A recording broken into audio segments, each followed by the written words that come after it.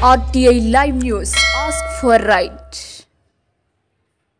Namaste, welcome to RTI News. Peddapalli జిల్లా ఉదల మండలంలోని ఇందుర్తి గ్రామంలోని యూపీఎస్ పాఠశాలలోని ఉపాధ్యాయులందరికీ శాలువాలతో సన్మానించారు. ఈ సందర్భంగా రాజు యాదవ్ మాట్లాడుతూ సర్వేపల్లి రాధాకృష్ణ తమిళనాడులోని తిరుతానిలో మధ్య తరగతి కుటుంబంలో 5 సెప్టెంబర్ 1988లో జన్మించారు. ఆయన మద్రాసులోని క్రిస్టియన్ కళాశాలలో తత్వశాస్త్రం అభ్యసించారు. డాక్టర్ సర్వేపల్లి రాధాకృష్ణ 1952లో భారతదేశానికి ఉపరాష్ట్రపతిగా నియమితులై 1962 వరకు కొనసాగారు. అదేవిధంగా 1962లో భారతదేశానికి 2 రాష్ట్రపతిగా బాధ్యతలు నిర్వహించారు. దేశంలోని తనకు 1969లో భారత ప్రభుత్వం భారత రత్నతో సత్కరించింది. అతను మంచి పొలిటీషియన్, మంచి ఫిలాసఫర్ మరియు మంచి ప్రొఫెసర్. హిందూ బనారస్ కళాశాలలకు వైస్ ఛాన్సలర్ విధులు నిర్వహించారు.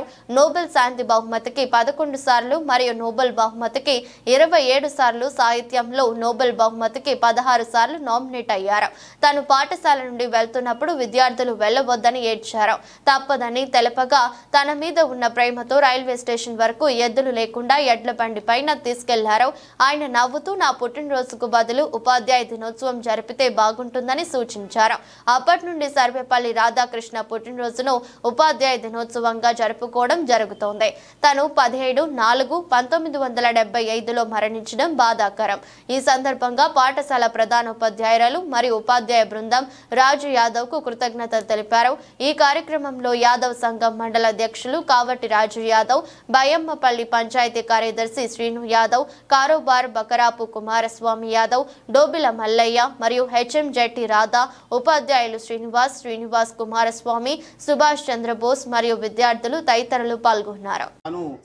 ఈ తోడుగా మా పాఠశాల యొక్క ఉపాధ్యాయులను గుర్తించి మరి పెద్ద మనసుతో మా వెన్నంటి ఉన్నటువంటి మా వెల్విషర్గా ఈ కావేటి రాజు గారికి మమ్మల్ని సన్మానించినందుకు వాళ్లకు ప్రత్యేకంగా మా పాఠశాల తరఫున కృతజ్ఞతలు తెలుపుతున్నాను.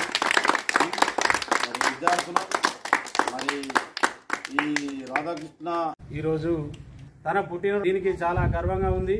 మనము ఎవరము ఎక్కడున్నా, ఏ స్థాయిలో ఉన్నా, ఓ ఇంజనీర్ కావాలన్నా, ఓ డాక్టర్ కావాలన్నా, ఓ పోలీస్ కావాలన్నా తయారు చేసేది ఉపాధ్యాయులు అనే విషయాన్ని కూడా మనం ఎప్పుడు మర్చిపోవద్దు.